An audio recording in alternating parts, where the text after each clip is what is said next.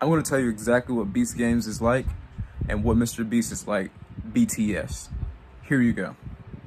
The application process itself for Beast Games, once you sign up for Mr.Beast casting and you go through the whole entire ringer, it is a very tedious process. In fact, 2 years ago when I first signed up for it, because I was always a fan of Mr.Beast, because I've been watching him since, I want to say 1,000, give or take. It's a very rigorous process. It is. During the time 2 years ago, I was in the application of getting an actual job. So when I applied for Beast Games, I kind of had to put the job I was getting on hold, which in hindsight, I took a risk that I honestly wish I didn't take, because I mean, I was in a winning. I was top candidate for a CMO position that pays a roughly a good 80-ish to 90K a year, plus incentives, like 401K and stuff. But I said no to that to go for something that's a huge gamble for $5 million. I mean, anyone would take that.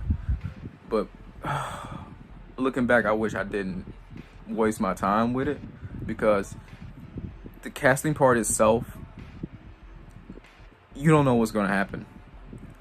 I was waiting for weeks to understand if I made it through or not. And it doesn't come through your main email.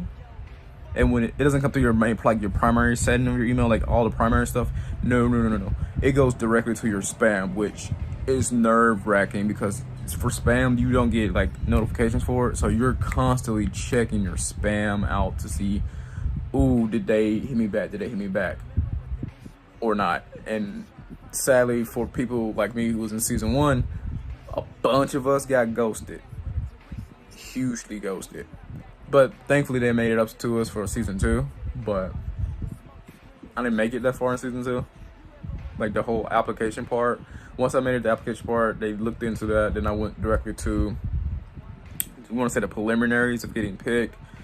But that's the part that I had a whole lot of fun, and I can't really go into that because that's part of the NDA I don't want to break. But I have no problem telling you some parts of that I don't care about breaking. But once that was done, once you made it all the way through, you have to sign a whole lot more stuff, a whole lot more legal documents. But once that part is done, this is when you get to be a part of the actual show. And I'm going to tell you about that in part 2. Alright, once you've made it onto Beast Games, it's a great atmosphere. You're going to meet a lot of cool people. And I'm not just talking about the contestants themselves. I'm talking about a whole bunch of people behind the scenes. That the camera crew, the whole entire crew are really, really amazing people. But a bunch of them can't show that off because they want it to be a complete serious games. So you don't have to like mess up anything. But once you meet all of them, like, they're really fun. And Jimmy himself is not who he is on camera. Jimmy, and I don't mean like in a like ha evil way. No, more like a he's a very introvert kind of person, unless you talk about things that he really likes. He's super into YouTube algorithm. He's super into Catan. In fact, they was willing to teach me how to play it, which I kind of watched other people play it, but I wasn't really interested in it because I'm more of a solo dolo when it comes to those type of like fantasy games, unless it's like Monopoly or something. But if you talk about things like he opens up like a flower. Even though he's super introverted, he's not an introverted person at all. But really, whenever his fiance was there, it was great to watch. Like, it's like once you get to see the actual Mrbeast, see the actual Jimmy, he's such a sweet person. He's super smart, and that's really a test of his fiance. His fiance is amazing. His fiance is super smart. She's super fun to be around, and she's super relatable. Like, she's like one of the homies for real. If you know what that. If you're black, she's like one of the homies. If you're white, she's like one of the Tom bros that you can always talk to. She's one of those. She's super cool. But yeah, I mean, trying to think what else I can say. I mean, if there are any other questions you guys have, just put them in the comments and I'll answer all of them, majority of them to my best abilities.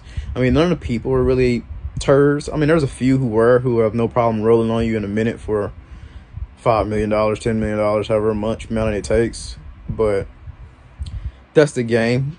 That's why now, being in casting, I don't really care about doing the actual Beast games itself. I would rather, just like some of my friends who did Beast games or Beast games or just been in Mr.Beast show stuff before, we always talk about just go solo, do his solo stuff for his YouTube channel. Beast games is